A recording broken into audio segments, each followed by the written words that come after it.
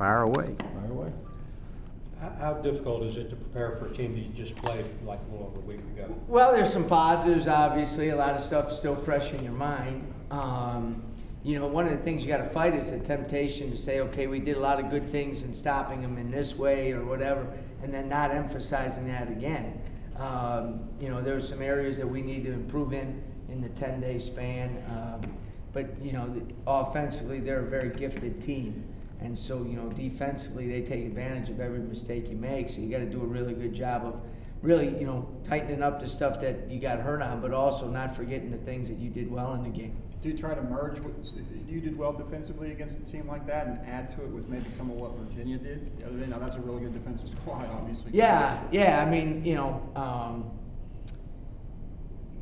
it's interesting, you know, when you look at that, you know, you also have to have things tailored to your personnel as well. They're able to switch some more of the ball screens than maybe we are at times and different things like that. You know, I mean, we're, other than our last game, we've been pretty good defensively, and we need to continue to do that. We have to have a couple of our key coverages have to improve, though, because they were able to take advantage of some of those, and you just, you know, hopefully continue to progress.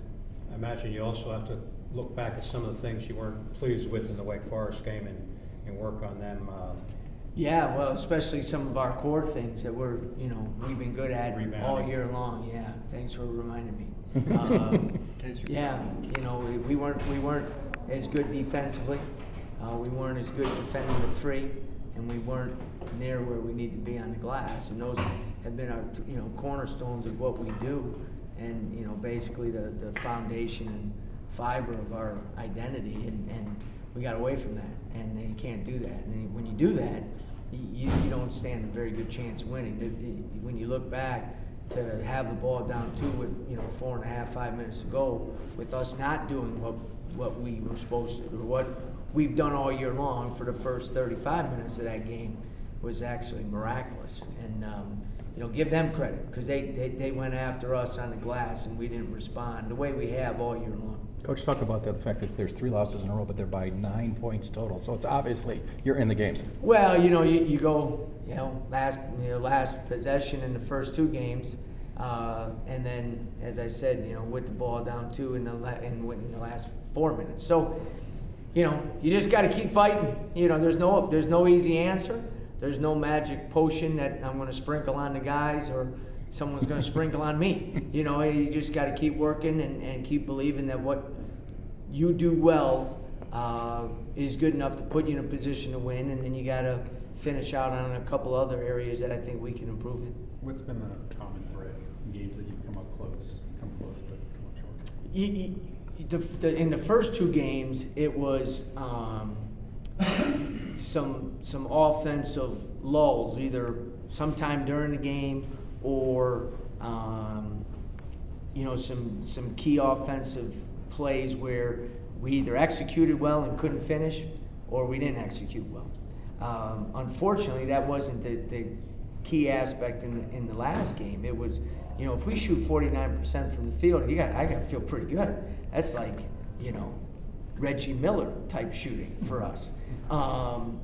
You know, and we weren't able to, you know, have, as I said, kind of the cornerstone of the defense and the rebounding, put us in position on that one. So that was, for me, the most disappointing aspect of any of those, you know, first 3 games. We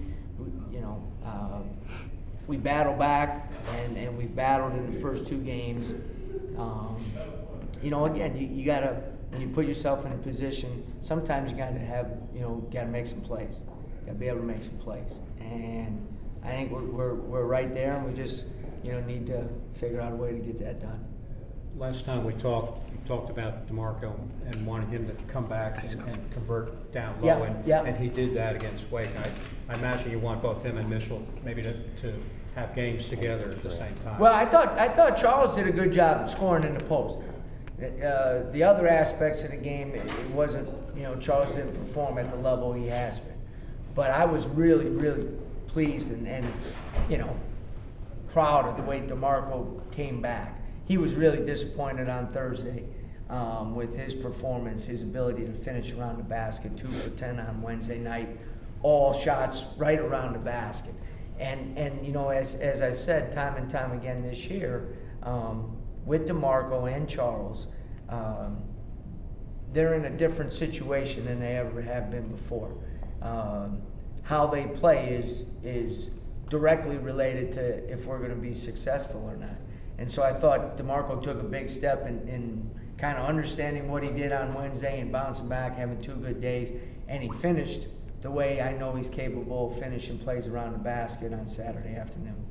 Does it feel a little bit like, at least in these 3 games, that you figure out one thing, like whether the 3-point shooting, you get that solved, or you shoot it over, then there's something else, like the free throw shooting is not what you want, or yeah, don't ever bring up free throw shooting. You and I talked about that, so that will be the last time you heard those 2 words out of my mouth.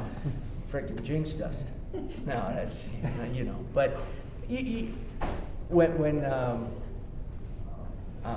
in this league, I think that's a tendency, because the teams are so good that you say, okay, we need to plug this hole. Well, teams are good enough to cause a hole somewhere else too. And so sometimes it's not just us, it's just not you, it's what the other guys are doing as well. And so that's why you have to have, and you look around the league, those teams that this is what we do every single night, night in and night out. Mm-hmm. And then you keep working on those other things, but you got to have something you can count on. And through 14 games, it was our defense and our rebound. And this was the first game we didn't come through in those 2 areas.